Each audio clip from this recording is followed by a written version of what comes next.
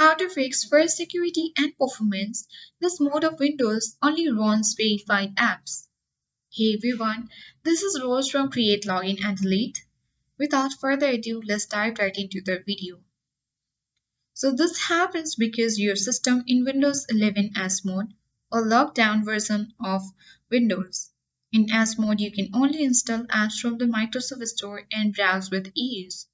To fix it, you will need to switch out of S mode. So for that, you simply need to head towards Settings. For that, click Search icon and open Settings. Click Search bar and type in Activation, or simply you can go ahead to Update and Security and click on Activation as well. Now from here you can simply go to the store under the switch to Windows 11. And in the Microsoft Store, you can get to switch out of S mode. You can sign in with your Microsoft account or create one, then click Get Again. A pop-up will confirm and you are all set. You can just click on Close button.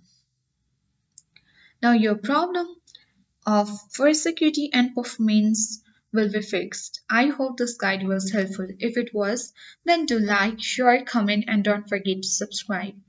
Thank you for watching and see you in the next video.